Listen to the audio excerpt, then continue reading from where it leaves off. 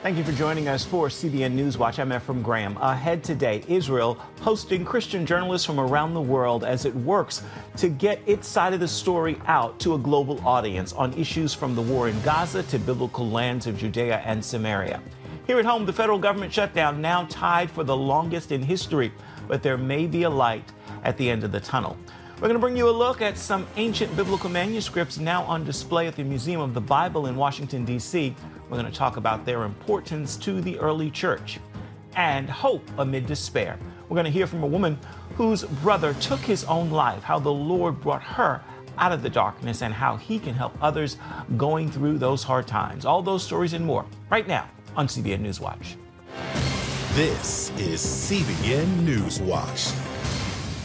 It is Tuesday, the fourth day in the month of November. We're going to begin this half hour in Israel as the tense ceasefires remain in place in Gaza and Lebanon. The Israeli government is working to get its message out as the press office is hosting Christian journalists from around the world to help them understand what's really going on in Israel and the Middle East. CBN Middle East correspondent Julie Stahl brings us the story. She's reporting from Jerusalem. Since the beginning of the October 7th war, Israel says one of the biggest battlefields is the information front. The 7th Christian Media Summit, hosted by the Israeli government press office, is taking place for the first time since the October 7th war. A summit where we hope you will understand the graveness of the events of the past 2 years and also come to understand the beauty of the people and incredible resilience that they have shown. Pastor Trey Graham from Texas has been to Israel many times, but tells CBN News for first-timers there are lots of surprises. Coming here to see things on the ground, again, for the first time for some, to be reinforced for others is the way to take back to whatever countries these journalists have come from to share what's really happening on the ground. One important issue is biblical Judea and Samaria, also known as the West Bank, where Palestinians want to have a state. The group visited Samaria to meet Governor Yossi Dagan. If people come here and visit, especially Judea and Samaria, the biblical heartland, they will understand the geography better, which helps you to understand military tactics and why giving up that high ground would be military suicide for this country. First-time visitor Timothy Werasekera from Singapore said he better understands Israel's security needs. One of the things that struck me being on the ground in Samaria is when you look across the armistice lines, you can see just how close the territories are. And to see that Tel Aviv is just an artillery shell away from where we were in Samaria made me think a lot about Israel's need to defend itself and the need to have a security buffer zone in that place. Israeli Jonathan Feldstein, who lives in Judea, says it's been strangely quiet there during the war. But we know that Hamas is there. We know that Hamas is crying. We know that our Arab neighbors don't love us. And all it will take is one little trigger for something else to start there. Julie Stahl, CBN News, Jerusalem. Our CBN News Middle East Bureau Chief Chris Mitchell is with us now from Jerusalem. So, Chris, how important is the battle over media coverage in Israel? Well, Ephraim, it's vital, and that's why the government press office brought many of these journalists from all over the world. It's not to tell them what they should report on, but it makes such a difference when you're here on the ground and you see the lay of the land, as that man from Singapore mentioned. And many people think this coverage of Israel, this is as important as the military battlefield, because what happens in the media, that affects public perception, and that public perception affects politicians, and that affects the policy of nations. Give you an example, like Great Britain earlier this year endorsing a Palestinian state because much of the news media are coming out of Israel and coverage of the Gaza war. So the media coverage is as important, perhaps more important than what happens in the battlefield. Does Israel believe some of the global media coverage was biased against them during the war with Hamas? Yeah, absolutely. Prime Minister Netanyahu mentioned this in a recent press conference about the bias against the media. He also admitted that Israel was literally losing the PR battle with TikTok, Instagram, many of the social media battlefields, that they're being outmaneuvered and outgunned, so to speak, by pro-Palestinian, pro-Hamas, Iranian-backed groups. Honest reporting, we've done stories with the director there, Gil Huffman. He's told us about the bias of many in the international media, including the BBC and others. To give you an example, Ephraim, you know, from the very beginning of the war, many of the international media just simply took the death toll numbers from the Hamas-run Ministry of Health as gospel, and they ran with those numbers. However, those numbers have been proved to be inflated. Also, claims of starvation and famine. Those are reports by many of the international media. And even though it was proved to be a Hamas-run PR campaign with staged photos that really ran through many of the international media. Famously on the New York Times, they had a photo of a mother and an emaciated child, but the child had an existing medical condition that made him look that way. So they believe this is really had been biased against them since October 7th.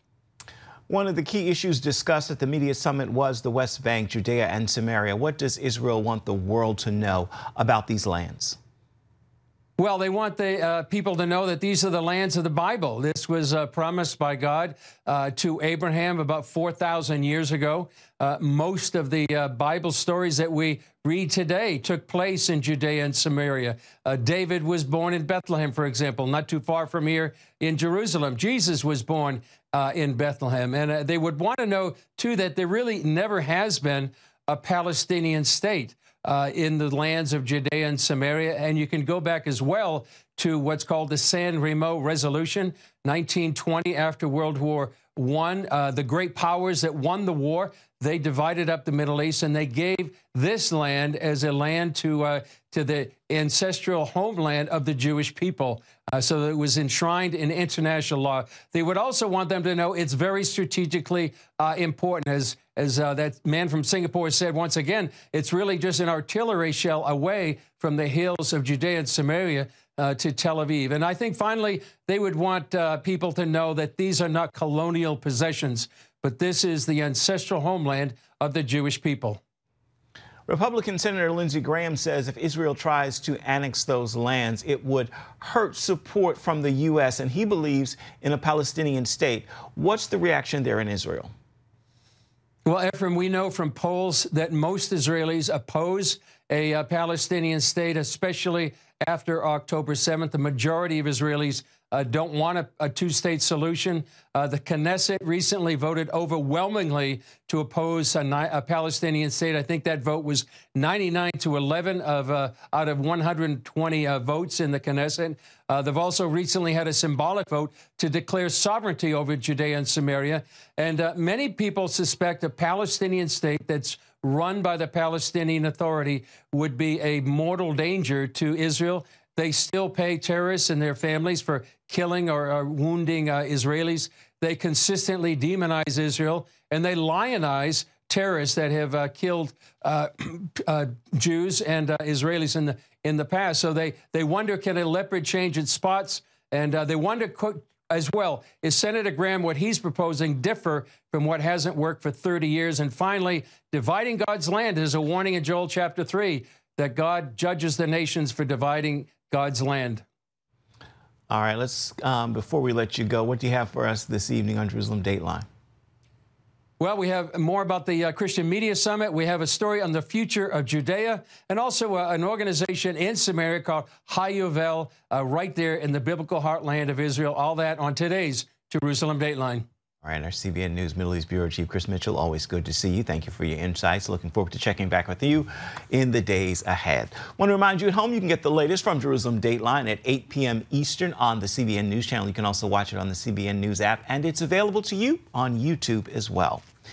Here at home, the government shutdown now ties for the record of the longest in the United States at 35 days. This comes as millions of Americans have missed benefits and paychecks, and airports across the country are dealing with long delays. But some lawmakers say there may be a hopeful deal that could be reached, and soon. CBN's Wendy Griffith has this story. As the stalemate continues on Capitol Hill, some lawmakers are discussing a bipartisan compromise. And Senate Majority Leader John Thune says he's hopeful a deal can be reached this week. Other lawmakers are less optimistic. I don't know if the Democrats are ready. So, and I say this with respect, they won't get what they've asked for. Mr. Art of the deal doesn't seem to understand that. He thinks he can bend reality. He thinks he can use hungry children as a bargaining chip against Democrats. Monday, the Trump administration said it will use emergency funds to cover SNAP benefits after a judge's order to keep the nation's largest food aid program running. But the $4.5 billion in reserves is only enough to cover about half a month's worth of payouts, and it could take weeks or even months to distribute. Many families say they are out of money for food now. It has been days where the kids will eat and I'll just survive off water. Some states are now stepping in to fill the gap, including Maryland's governor announcing $62 million to help cover November SNAP benefits. There's also growing concern at airports across the country. 13,000 air traffic controllers and more than 60,000 TSA agents are not getting paid. I was in the airport for 7 hours, so it was pretty bad. The GOP-led Senate has held 13 votes to reopen the government, but Democrats are holding out for an extension of Obamacare subsidies. Republicans say they're willing to negotiate once the government is reopened. President Trump told 60 Minutes he thinks the Democrats will come around eventually. Schumer is a basket case, and he has nothing to lose. He's become, I just left Japan, he's become a kamikaze pilot. Sounds like it's not going to get solved, the shutdown. It's going to get solved, yeah. Oh, it's going to get solved. How? We'll get it solved. Eventually, they're going to have to vote. And with the Thanksgiving travel rush just weeks away, a big concern revolves around air safety. Experts warn that air traffic controllers are already stretched thin and are now working weeks without a paycheck. Wendy Griffith, CBN News. Today is Election Day in many states, and you can get our live coverage of the results tonight online. We're going to look at key races for governor in New York and Virginia, as well as the closely watched mayor's race in New York City. That is this evening from 9 to 10 Eastern on CBN News on YouTube. And one other quick political note to give you: former Vice-President Dick Cheney has died at the age of 84. His family says he died Monday of complications from pneumonia and cardiac and vascular disease. Cheney served as vice president under George W. Bush from 2001 to 2009. Coming up, a look at ancient biblical manuscripts now on display at the Museum of the Bible in our nation's capital. We're going to hear about their importance to the early church when we come back. You're watching CBN NewsWatch.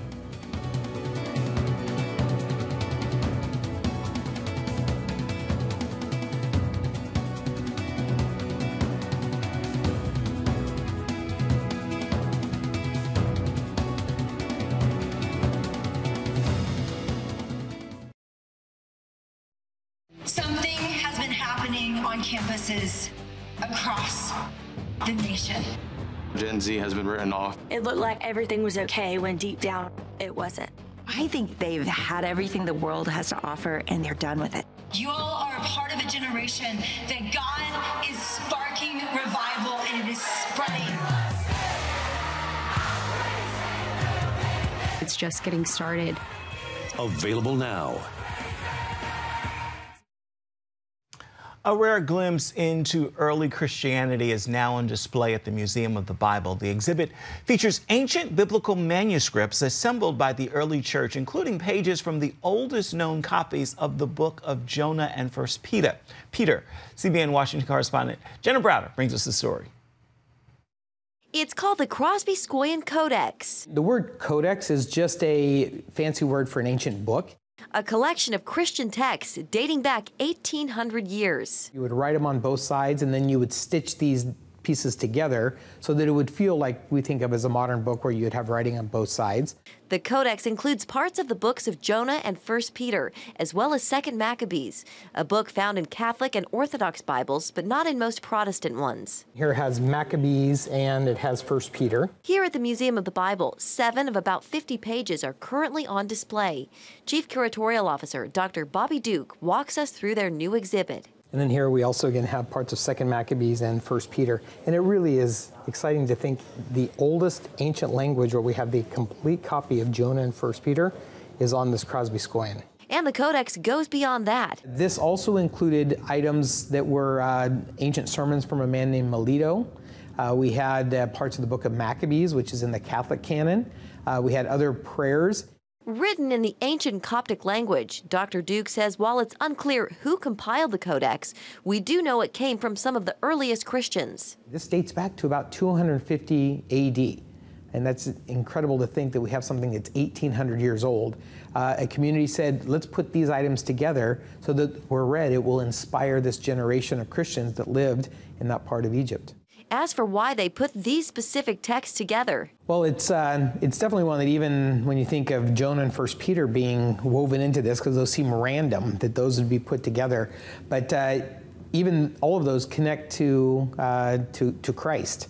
Even Jonah, you think in the Gospels, it said, I will be, just like Jonah was 3 days in the belly of the fish, so I will be 3 days in the earth before resurrection. So we seem like this was a compilation of different books put together to help give people encouragement during a time of persecution. I asked Dr. Duke how these texts apply to us today. What we just take for granted at times in the modern world, this is something that people suffered and died for. And even something like the Crosby Scoian text is a window into those kinds of moments in church history when you didn't just have your Bible on a YouVersion app or something else that you could just look at any time. It was something that was a labor of love to pass on this teaching and pass on Scripture. And the Crosby Scoian Codex has been in the hands of many owners over the years. That's where it gets its name. It will be at the Museum of the Bible for the foreseeable future. Jenna Browder, CBN News. Still ahead, how Jesus brought this woman out of despair after her brother took his own life. We're going to hear how the Lord can help you as well through difficult times when we come back. Every year, hundreds of thousands of Americans are touched by suicide. On this week's episode of Healthy Living, Catherine Renfro, author of Hope, Hurt, and Healing, Experiencing Jesus in the Wake of Suicide. Well, she talks about how she fell into despair after her brother took his own life, but Jesus lifted her out of that darkness. Take a look. When I started walking this journey after losing my brother to suicide, but we're not far from someone who has either experienced a loss to suicide or knows someone who has experienced loss to it. Research shows every 40 seconds right now someone is taking their life, and that was our story. You know, my brother, you would have never guessed that this would be something that he would do. You know, we grew up and had a ton of fun as a family together.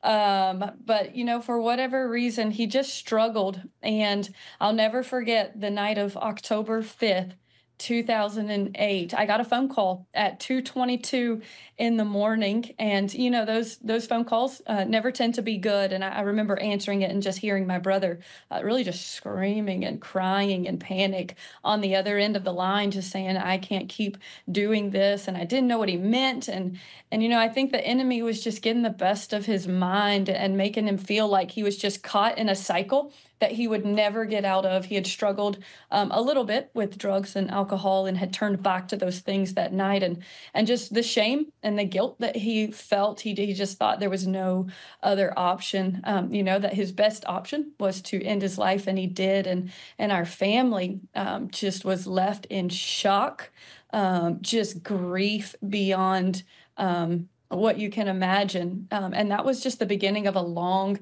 journey. I wrote this book, not because I wanted to, but the Lord just prompted me over and over again to write, because there's so many people who are walking this journey and they feel so helpless and hopeless in the midst of it. And he's so faithful to show how he shows up in the details of grief and along the journey, and that we don't have to do it alone. And so my prayer as people read this book, as they don't remember our story, but they will see how God shows up in their story. And so that's why we wrote this book. What is the number one emotion? What is the number one thing that survivors deal with? Is it guilt? Is it shame? What is it? It's hard to say what the number one factor is, but I think there's so many questions that's put in our mind along the lines of guilt, of how could I have prevented this? How could I have stopped them? And really, how do I even move forward now?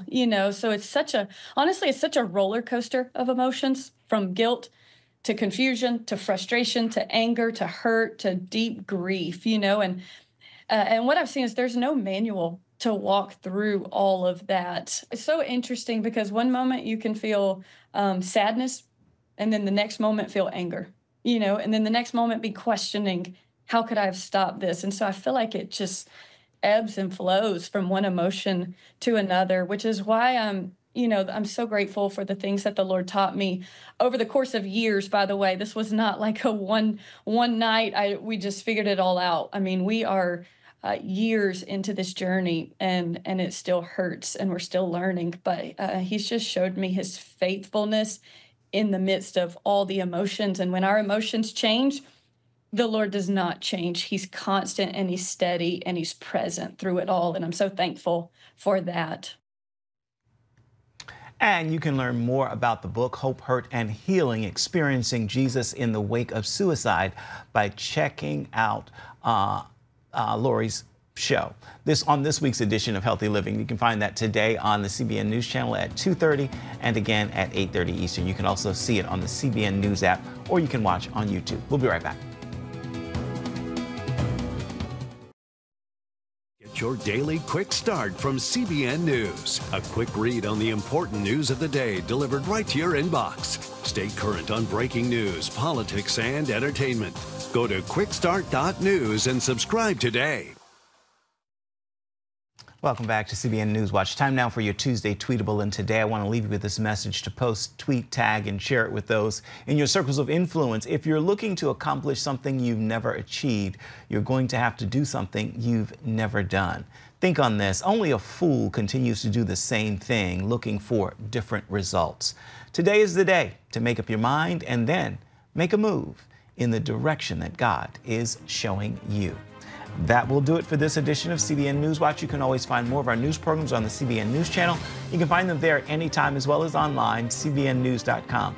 We'd love to know what you think about the stories you've seen here today. You can email us, newswatch@cbn.com. And of course, you can follow us on all social media platforms. We'll see you back here tomorrow.